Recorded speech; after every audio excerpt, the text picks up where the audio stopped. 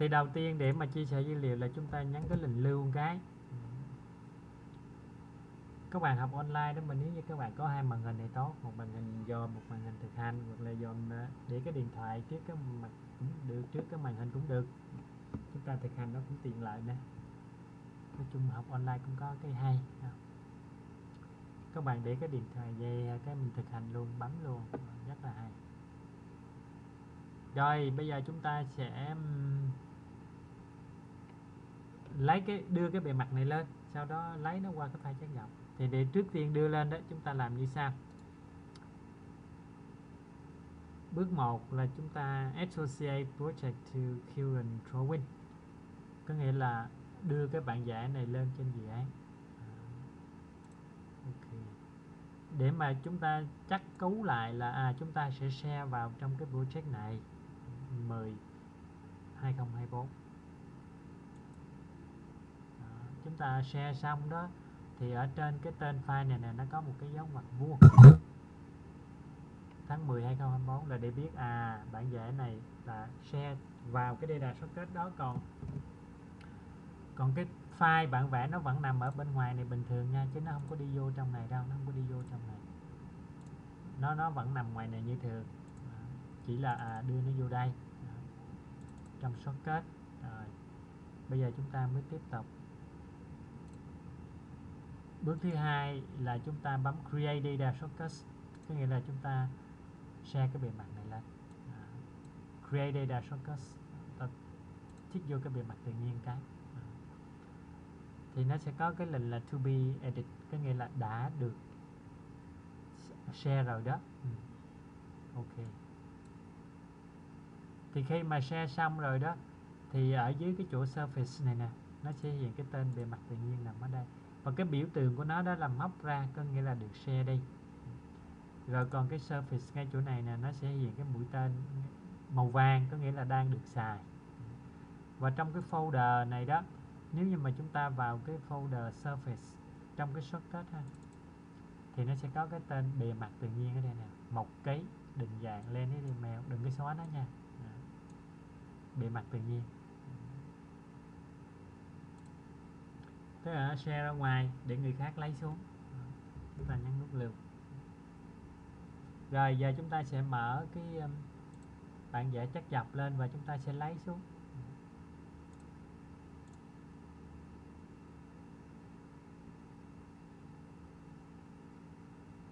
Rồi. Thì cái shortcut này đó là chúng ta chỉ set một lần cho dự án thôi. Một dự án chúng ta set nó một lần thôi. Các lần sau có thể có thêm nhiều bản vẽ thì chúng ta chỉ làm cái việc là đưa bản vẽ đó lên dự án và lấy dữ liệu xuống thôi. Chứ chúng ta không cần set lại, và nó luôn nằm ở đây cho tới khi chúng ta làm một dự án mới thì chúng ta mới phải set lại. Còn không thì nó luôn nằm ở đây cho chúng ta. Rồi để đó là chúng ta đưa lên rồi, giờ chúng ta lấy xuống nè, thì chúng ta bấm vào menu surface, bấm vào surface chỗ này, chúng ta bấm vào bề mặt tự nhiên, chúng ta bấm chuột phải chọn create reference, có nghĩa là tạo một cái tham chiếu. Còn cái này là open source drawing, có nghĩa là mở cái file gốc nếu như mà chúng ta chưa mở.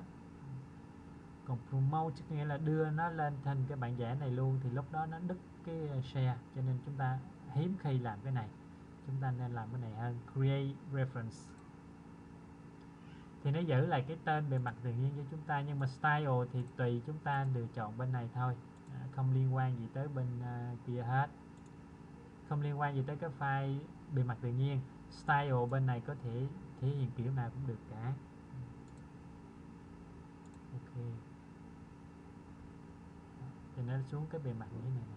Thì các bạn thấy là nó đã xuống cái bề mặt như thế này rồi, thì nó sạch hơn bên bản vẽ bên này không? Bên này ví dụ như chúng ta có nè, phân tích lưu vật, rồi dòng chảy, bảng thống kê, nội suy cao độ, nhãn đường đồng mức độ âm sầm, nhưng mà khi share qua đây đó là nó sạch lại bình thường. Đó là lý do tại sao mà chúng ta phải share dữ liệu lẫn nhau, để bên cái file tự nhiên chúng ta có làm gì làm thì chúng ta qua bên cái file mà xài dữ liệu của nó đó, thì đúng cái dữ liệu của nó thôi. Và khi chúng ta lưu gì đó thì nó sẽ báo này có synchronize hay không, thì chúng ta bấm Synchronize là nó sẽ đồng bộ lại cho chúng ta. Thì trong cái bản vẽ này nè, chúng ta cũng nồi suy cao độ đều bình thường hết nha. Chúng ta vào menu surface, nó đọc được bề mặt đâu mà đó, và nó có cao độ ở đây hết cho chúng ta.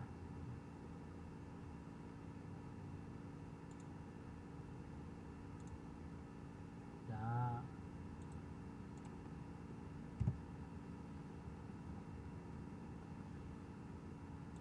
Rồi, ví dụ như trong bản vẽ này chúng ta lưu cái nè, thì qua cái file chắt dọc nè, nó sẽ báo như thế này không? Nhưng mà các bạn đừng có synchronize theo cách này, có thể nó sẽ bị nặng. Vì sao? Nếu như chúng ta có nhiều đối tượng thay đổi quá thì lúc đó chúng ta nên synchronize ở đây thôi. Ví dụ như chúng ta nữa có nhiều đối tượng ở đây mà chúng ta bấm synchronize tự động ở đây, đó là nó synchronize hết. Nhưng mà chúng ta chỉ muốn synchronize một vài chỗ thôi chẳng hạn, thì chúng ta nên synchronize chỗ này thôi. Chúng ta bấm vào đây synchronize là chỉ cái đường bề mặt không thôi, và không để bị rối nhiều đó thì chúng ta có thể chọn cái bề mặt này ở dạng là border này. Thì cái file của chúng ta nó cực kỳ nhẹ và chúng ta làm việc nó rất là dễ, nó không có bị quá nhiều đối tượng. Nhưng mà cao độ bề mặt này nọ thì chúng ta vẫn lấy được hết bình thường. Tóm lại đó là ở đây chúng ta có hai bước. Bước 1 đó là chúng ta sẽ bấm Create Data Shortcut cho cái surface thì nó sẽ hiện xuống dưới này. Sau đó chúng ta muốn lấy vô bản vẽ nào thì tôi đứng trên bản vẽ đó và chúng ta tạo Create Reference. Nếu như bản vẽ đó được tạo rồi mà bấm một lần nữa tạo thì nó sẽ tối đi. Ý nó nói là cái bề mặt này đã được share xuống cái file C3D chắt dọc rồi thì không có share nữa, không share được nữa. Đó, nó tối đi.